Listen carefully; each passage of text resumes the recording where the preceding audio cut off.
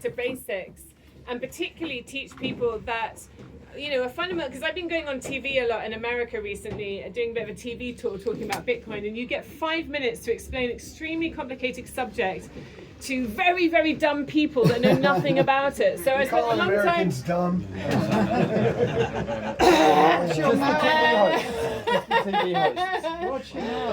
No comment. Yeah, so you have to sort of think about how can you take this massive subject and explain it to people like a 10-year-old would understand. I can't even say like a 10-year-old because 10-year-olds can be like super smart. But anyway, so I was thinking, well, I think one of the most unique things that's about Bitcoin that kids, all the kids that I teach get very excited about is that you can create your account number yourself. You can create your own account because they don't like regular banking because they can't get bank accounts. They can't just walk into a bank and get a bank account. That's why they like cash. So when I tell them, well, with a bank, with Bitcoin, you create your own bank account and you don't need to ask permission to have your own bank account, and you can create your own account number yourself. That's when they go absolutely crazy. So I've been teaching people how to do that on TV in America, and this led into your question. Maybe you should ask your question first, Gavin, and we can answer it, and I can explain, how we teach people. Yeah. Well, my question is if I want to create a lot of if I want to pass on a will, and I want to say I've got Bitcoin and I want to have a will, I want to put it into an estate or trust. In order to do that, I need one master private key, and very simple instructions with one written piece of paper on a single ledger.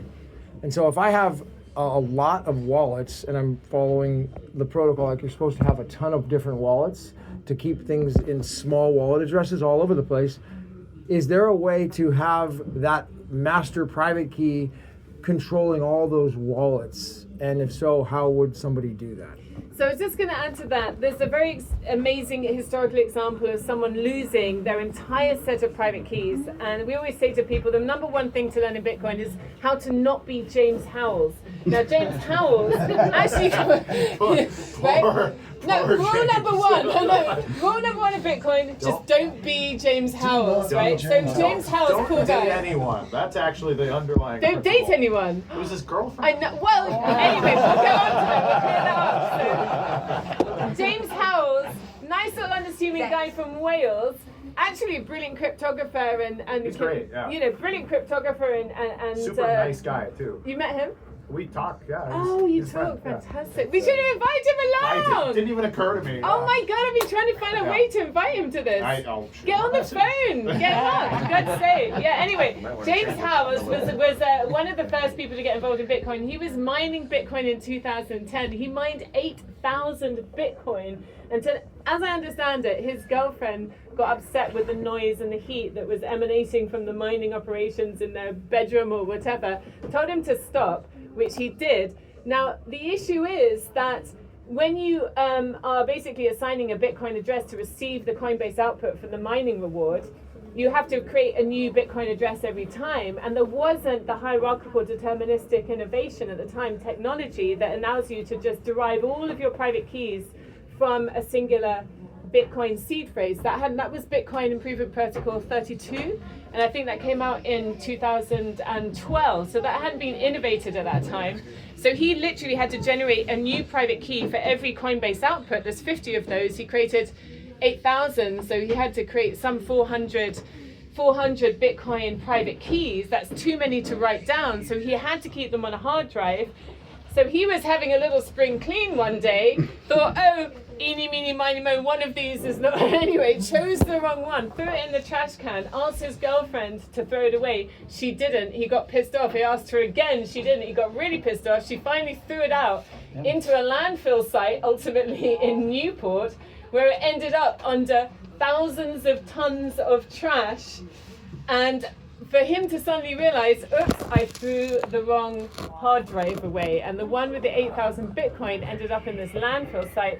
That's not even the saddest story that he lost the 8,000 Bitcoin, which is now worth $1 billion, but it's the fact that he couldn't mentally let go of that and then spent his entire life since trying to orchestrate a really complicated configuration of AI robos, supercomputers, super diggers to go and sort through the trash. And I mean, probably at the time it was only worth, $15,000, $20,000, and which would have hurt, but now it's become worth so much money. It really hurts. He's Really, really hurts. he's selling Can't let go of futures now.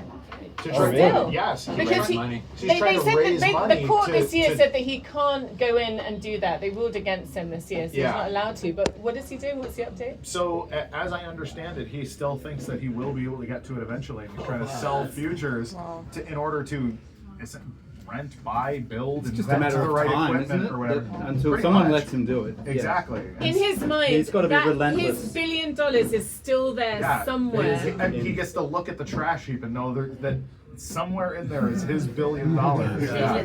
And this is going on for him for some 15 years, Yeah, isn't it? 14 it's been since 15 years or so. He has been mentally. I think the throwaway happened like 12 years ago or something. Right. But yeah, he mined them in the first couple of months of Bitcoin's existence. So he's and continued to, like, he's not lost all the Bitcoin that he ever conceivably could have had, but that's a huge. He lost that's a huge chunk of it. He lost a lot. But the thing is, because he was because Gavin was saying, how can I put in trust in a will a single, private key from which everything is derived? Well, what we've had since that is Bitcoin Improvement Protocol 32 that enables you to have a seed phrase, which is 12 or 24 words from a list of 2048. So that's base 2048 times 12 or times to the power of 12 or to the power of 24 to create your original seed phrase. That's not an original Bitcoin implementation, though. That's a post one, which is why we advise, if you're holding on to Bitcoin, it is better to keep the actual private key, which you can create yourself. You can create your own entropy. You don't have to be reliant on anyone else. You can flip a coin 256 times, write down a 0 or a 1 for a head or tail, and then you've got your base 256-bit binary string that you then you transpose into hex 16, and then you can create your Bitcoin address. But can you do that with a seed phrase? Yeah. I mean, yes, you can just string the words together, and there is a checksum, so you have to change the last one until the phrase works. But yes, you can do that. So you can generate pick random words. So when you're creating a binary string that's base 2, it's 0 or 1, and you can do that with a coin. When you're or a dice, you do it 99 times.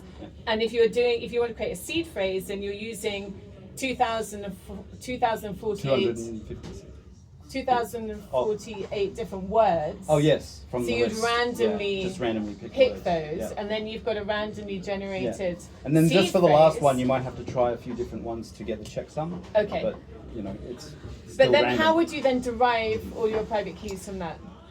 Well, that's something that the wallet does. So the wallet knows that if I've got these phrases, then I know how to create all of the addresses in the wallet. And so you could just download a wallet like Exodus, take it offline, put it onto an offline device, input your seed phrase, and then it's going to create all your private keys that way. Yeah. But I think the answer for Gavin, how do I put that in my will, is you need to have a way of storing that seed phrase that's going to be retrievable when you're not there to tell people where it is. And so you have to have text in your will that explains where it is, and you can do it in a way where it's broken up. And I actually gave Elle, one of the first products I did when I got into this industry was actually like a stationery kit, and it includes 3 cards where you write down a section of the words on each card and put them in an envelope. It's got a tamper-proof seal, and then any 2 of the 3 envelopes together can produce the complete set. And so she's actually got a few of them back at the palace. So, if you want one, ask. There's no, I sold the business, so I'm not allowed to sell them. I'm only allowed to give them away. So they're a gift. But yeah. When you get the opportunity, you can show us through it. Yeah. I'll take everyone through how it works. It's pretty straightforward. Really, and all the instructions are in there, everything you need. So. And then you can put in your will, well, these envelopes are located here. I've left one with this lawyer, one with this accountant, and one with mum or whoever. So, and then, when you're gone, your family can go through the process of putting those envelopes together and retrieving that money. Okay, great. Well, listen, what I want to do, because I want to who's up for a cream tea?